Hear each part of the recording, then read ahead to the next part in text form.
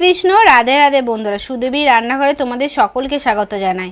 তো বন্ধুরা, আজকে আবার একটা নতুন রেসিপি নিয়ে চলে এসেছি। আজকে রেসিপিটা হচ্ছে গ্যাস ওভেন ছাড়া বিনা কম খরচে হচ্ছে কেক রেসিপি, এবং বাচ্চা থেকে বড় সকলেরই খুব ভালো লাগবে। তো এই কেকটা বানানোর জন্য আমি এখানে নিয়ে নিচ্ছি 4 পিস স্লাইস রুটি। তো এই স্লাইস রুটির 4টে ধার আমি ছুরি দিয়ে এইভাবে কেটে নিচ্ছি।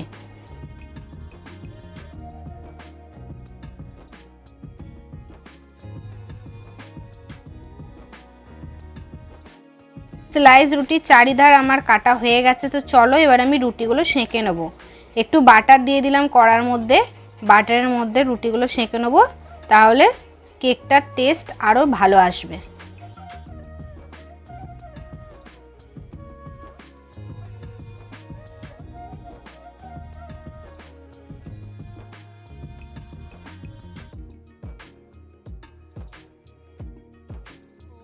এইভাবে রুটিগুলো দুদিকই এপিট ওপিট ভালো করে একটু লাল করে সেঁকে নিচ্ছি।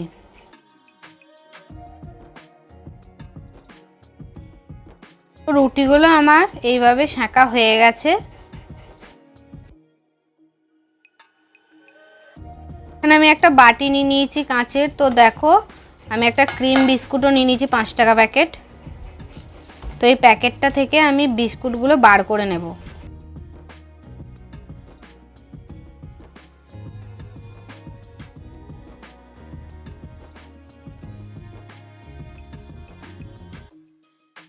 তো বন্ধুরা, আমি এখানে সমস্ত বিস্কুটগুলো বার করে নিয়েছি প্যাকেট থেকে। তো বিস্কুটের মধ্যে যে ক্রিমটা দেখতে পাচ্ছ, এই ক্রিমটাকে আমি আলাদা করে বিস্কুট থেকে ছাড়িয়ে নিচ্ছি। ক্রিমটারও কাজ আছে লাস্টে, তো চলো তখন আমি বলে দেব।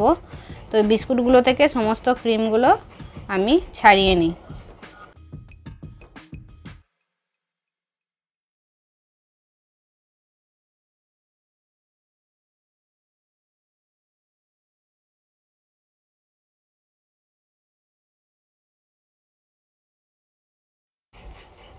তো চলো বন্ধুরা, এবার বিস্কুটগুলোকে আমি গুঁড়িয়ে নেবো, তাই হাতে করে প্রথমে টুকরো টুকরো করে নিচ্ছি বিস্কুটগুলোকে।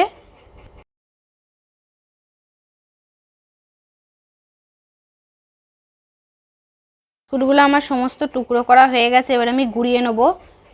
তো হামালদিস্তার মধ্যে টুকরো করা বিস্কুটগুলো দিয়ে দিয়েছি। এইভাবে আমি গুঁড়িয়ে নিচ্ছি। মিক্সি তো অনেকেই ব্যবহার করো, কিন্তু হামালদিস্তার মধ্যে বেশি আরও ভালো করে গুঁড়ো করা যায়।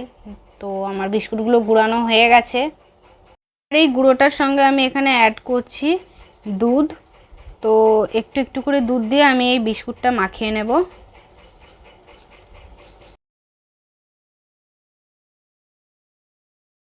পরিমাণ মতো দুধ দিয়ে আমার বিস্কুটের ব্যাটারটা দেখো তৈরি হয়ে গেছে। তো এখানে আমি একটা বাটি নিয়ে নিয়েছি, বাটির মধ্যে জল দিয়ে দিলাম। তো নর্মাল জলই দিলাম। তো এখানে আমি 2 চামচ চিনি দিলাম। তোমরা তোমাদের মিষ্টির পরিমাণ মতো চিনিটা ব্যবহার করো। তো আগে থেকে যেই ক্রিমগুলো আলাদা করে আমি রেখেছিলাম, ওই ক্রিমের মধ্যে একটু দুধ দিয়ে গুলে নিচ্ছি আমি। এই দুটোকে আমি একসাথে মিশিয়ে নেব। তো এবার আমি এখানে একটা প্লেট নিয়ে নিয়েছি, আর এই প্লেটের মধ্যে ওই বিস্কুটের ব্যাটারটা একটু দিয়ে চামচ দিয়ে প্লেটের মধ্যে একটু লাগিয়ে নিলাম। দিয়ে এই ব্যাটারটার ওপর স্লাইস রুটিটা দিয়ে একটু চেপে দিলাম। তো এরপর এই স্লাইস রুটিটার ওপর ওই ক্রিমের যে ব্যাটারটা আমি তৈরি করলাম, ওই ব্যাটারটা লাগিয়ে নিচ্ছি ভালো করে।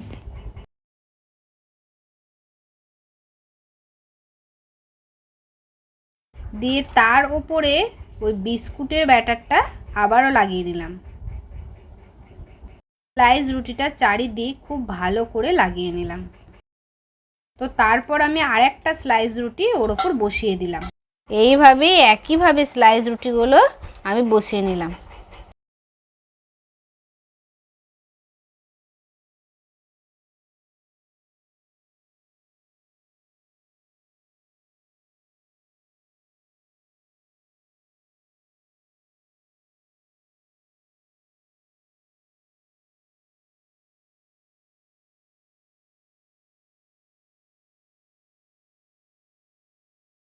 বন্ধুরা, আমার এখানে সমস্ত স্লাইস রুটিগুলো বসানো হয়ে গেছে। তো এবার স্লাইস রুটির দেখো চারটে দিকে যেই অংশগুলো বেরিয়ে আছে দেখা যাচ্ছে রুটি, তো সেই অংশগুলো আমি বিস্কুটের ব্যাটারটা দিয়ে এইভাবে ঢাকা দিয়ে দেব ভালোভাবে।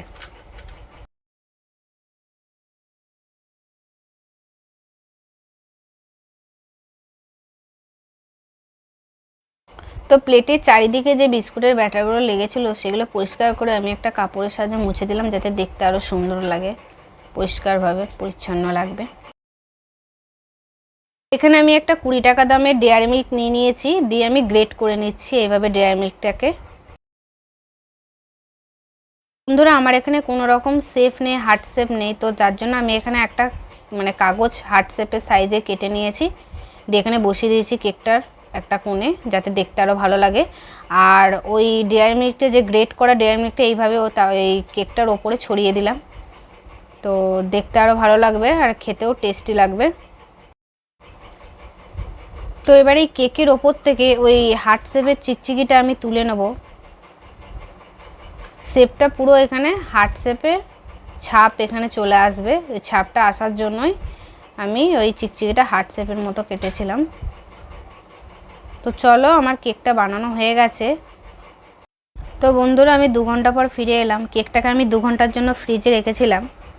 তো চলো, ফ্রিজে রাখলে বেশি ভালো হয়, তাহলে কেকটা জমে যায়, তবেই কাটতে পারবে কেকটা। দেখো কেকটা কত সুন্দর লাগছে, কত সুন্দর হয়েছে, তোমরা বাড়িতে একবার ট্রাই করে দেখো।